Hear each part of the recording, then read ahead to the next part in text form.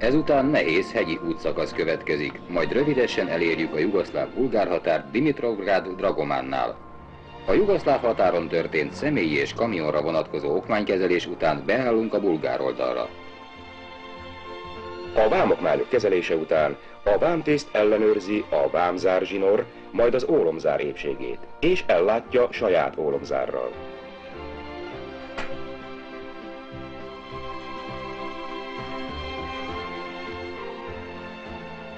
Ezután útleveleinket kezeltetjük. Átállítjuk óráinkat, Bulgáriában egy órával előbbre járnak.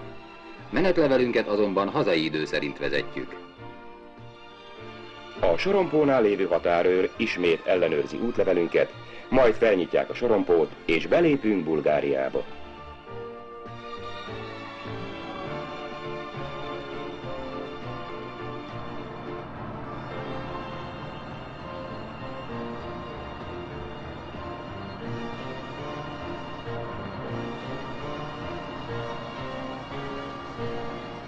Bulgáriában az első utunk a határállomástól néhány méterrel lévő töltőállomáshoz vezet. Idáig kellett a röszkei gázolajnak kitartani. A járat gazdaságosságát feladatunk elősegíteni a legcélszerűbb üzemanyagvásárlással. Bulgáriában a gázolaj ára alacsonyabb, mint Jugoszláviában és Törökországban. Ezért a bulgár tankolást úgy kell végeznünk, hogy majd a török határt teletartállyal lépjük át. Bulgáriában a magunkkal hozott jeggyel fizetünk.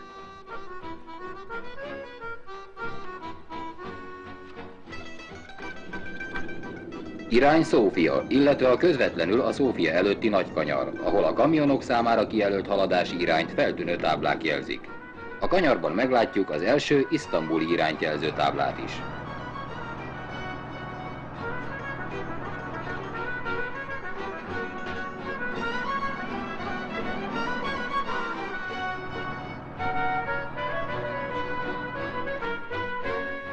Bulgáriában már nagyon kell figyelni arra, hogy milyen vizet iszunk. Egy-egy tiszta forrásnál ezért feltöltjük ivóvízkannáinkat, és csak ezt fogyasztjuk. A 370 kilométeres bulgár szakasz után megérkezünk a bulgár-török határra, Kapitán Andrevóra. A határállomáson egyidejileg több okmányt kezelnek. Míg a határőr az útleveleket érvényesíti, a vámtisztek ellenőrzik a belépő határon elhelyezett ólomzár épségét, majd hitelesítik okmányainkat. Minden rendben. Elköszönünk és elindulunk a török határra, Kapikuléra.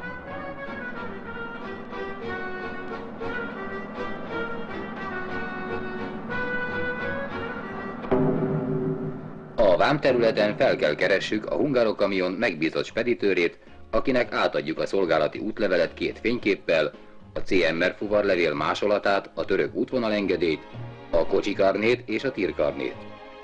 Az okmányokat kezelés után ő adja vissza nekünk. Nagyon vigyázzunk kell arra, hogy a kocsi adatait egyikük útlevelébe írják be, mert enélkül sem a gépkocsi vezető külön nem léphet ki.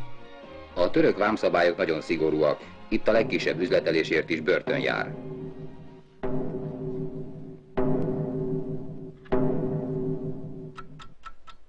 Közben előreállítjuk óráinkat, mely most már 2 órával van előbbre, mint otthon. A következő úti cél Isztambul, 240 km. Az út kitűnő, az irányt és távolságokat jól látható táblák jelzik. Feltűnnek az első mecsetek is. Ezen az útszakaszon száraz időben folyamatosan jó tempóban haladhatunk.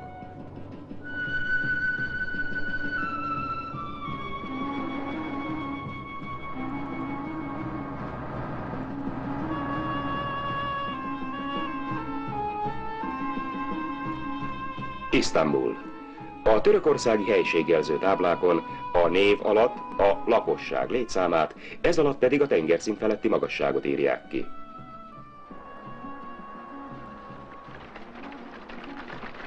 A történelmi város előtti úton már előre jelzik a haladási irányt a Komp és a Boszporusz híd felé. A várost határoló régi várfalak alatt jobbra fordulva a tengerpartra jutunk ki. A lámpával irányított balkanyar után rátérünk a tengerparti útra.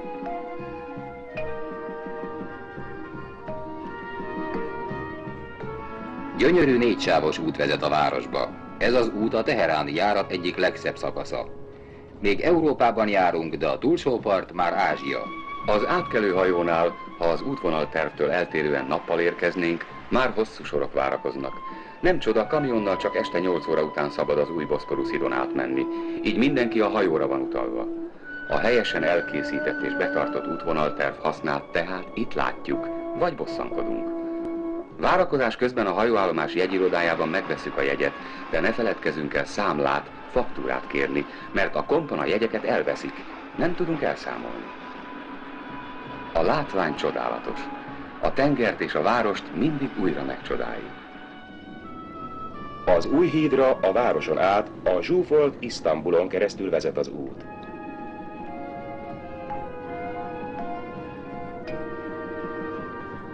A híd monumentális, 1100 méter hosszú, hatsávos, kitűnő minőségű útburkolat borítja. Nappal itt csak személyautók közlekedhetnek.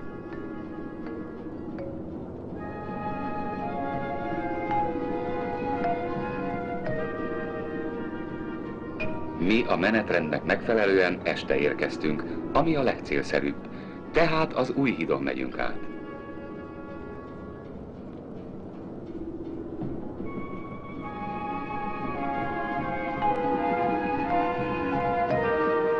A híd ázsiai részén lévő pénztáraknál a híd használatért fizetni kell. A díjat kocsifajtánként határozzák meg.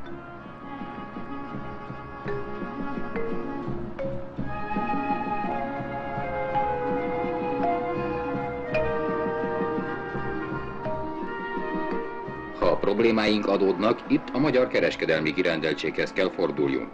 Speditőri kérdésekben pedig a Berker speditőrt keressük fel.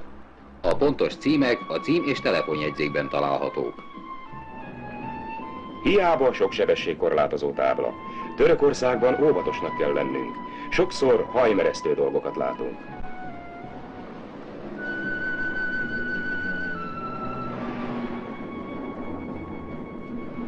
Bolu az első nagyobb hegy Isztambul és Ankara között.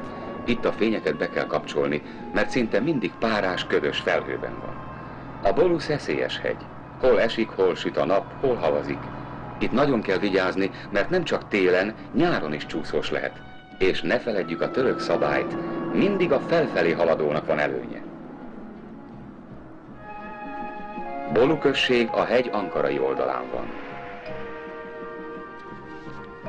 Bolut elhagyva műszaki pihenőt tartunk.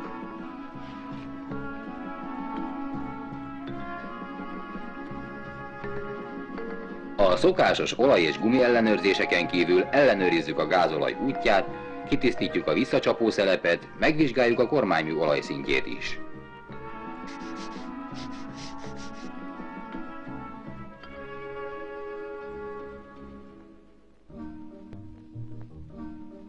Ankara.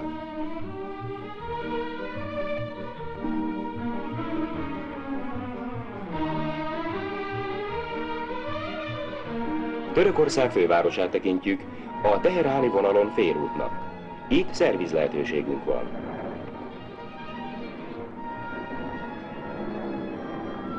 A szervizt könnyen megtalálhatjuk. A bevezető úton az első közlekedési lámpánál balra fordulunk, majd a nagy mecset előtt elhaladva a Selkut mögötti téren van a szerviz.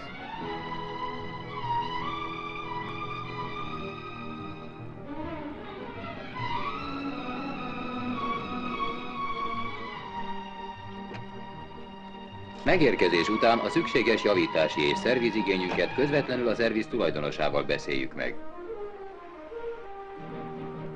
Az ankarai szerviz feladata a kocsik alapos átvizsgálása, a szükséges olajozások és zsírzások végrehajtása. Amennyiben szükséges, olajcserét is itt végzünk.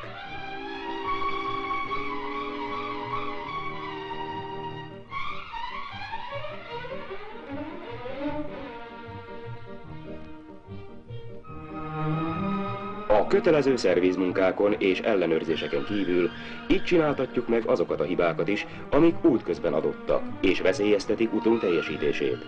Az elvégzett munkákról a szerviz tételes javítólapot ad, amit aláírásunkkal igazolunk.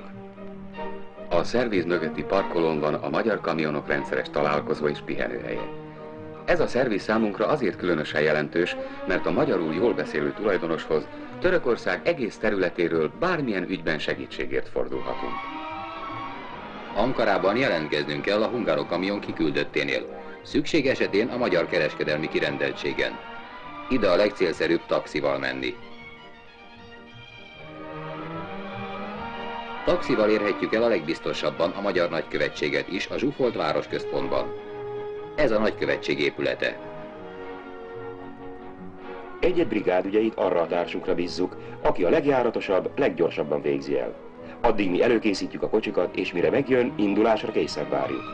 A járat során a kocsikat egy percig se hagyjuk őrizet nélkül. Ankara után rohamosan változik minden. A táj mind zordabbá, kietlenebbé válik, az útviszonyok is egyre rosszabbak. Az igazi Ázsia Ankara után kezdődik. Az iráni határig még 1000 kilométer van előttünk. A menetrend szerint ezt 2 nap alatt kell megtennünk. Az út lassan emelkedik, kezdünk bemenni a hegyek közé. Megjelennek az első igazi sárból tapasztott kunyhókból álló ázsiai települések is.